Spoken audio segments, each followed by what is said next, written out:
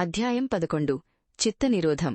ఇంతకు ముందు చెప్పినట్లుగా అన్నమయ కోశాన్ని సరైన ఆహారం, ఆసనాలు మొదలైన వాటితో అణిచివేయాలి.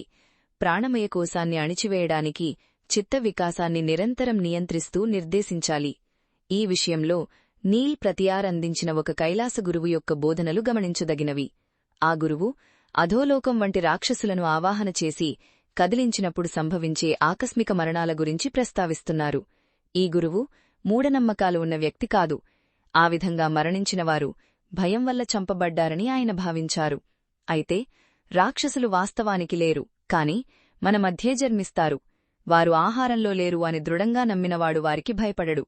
అదేవిధంగా పులి లేదని గ్రహించినవానికి ఒకవేళ పులి వచ్చినా దాని స్వభావం మారిపోతుంది. 2. శిరస్సుకు 12 విరక్కాడ్లు, కన్నులకు 6 విరక్కాడ్లు మరియు హృదయానికి దిగువన 4 విరక్కాడ్లు ఉన్నాయి. అక్కడ బ్రహ్మ 24 తత్వాలతో కొలువై ఉంటాడు. కందస్థానం 8 విరక్కాడ్లు, అందులో విష్ణువు 6 తత్వాలతో కొలువై ఉంటాడు. దానికి పైన 4 విరక్కాడ్ల ప్రాంతంలో రుద్రుడు శిరస్సు అడుగుభాగంలో మాయాతత్వంలో కొలువై ఉంటాడు.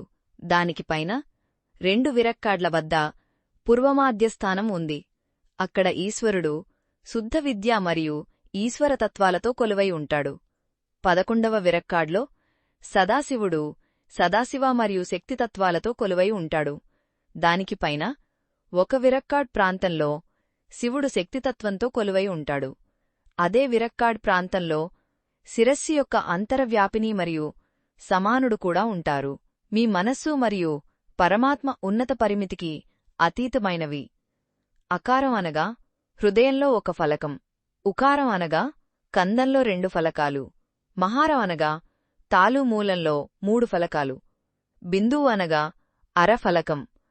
ఆ తర్వాత సంభవించే సూక్ష్మ కంపనాలు పావు ఫలకం నుండి ప్రారంభమై ప్రభావితం కావు. మొత్తం 164 ఫలకాలు అవుతాయి.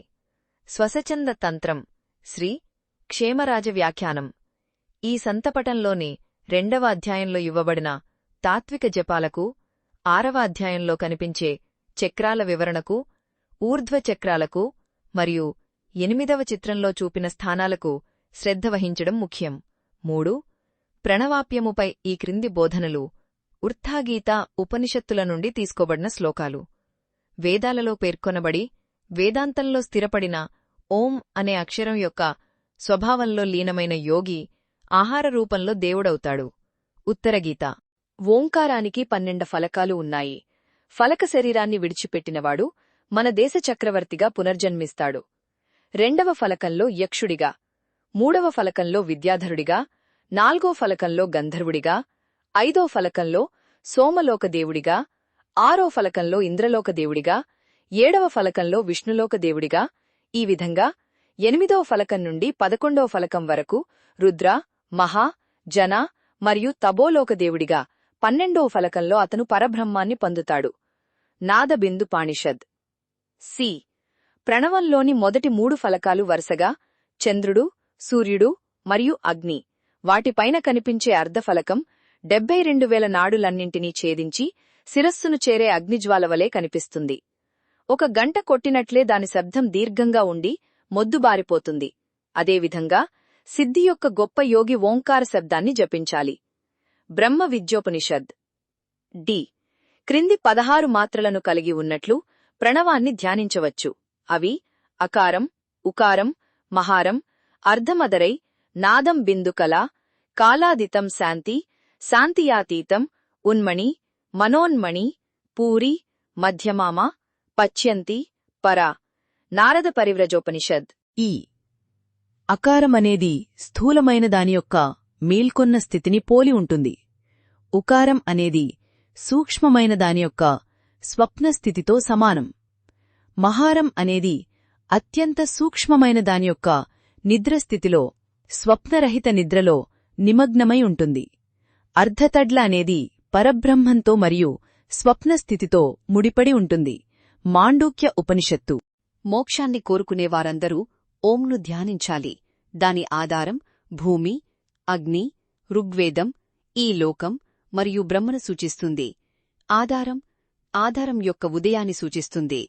ఆ ఆధారం యజుర్వేదం, గాలి, భూమి మరియు విష్ణువును సూచిస్తుంది.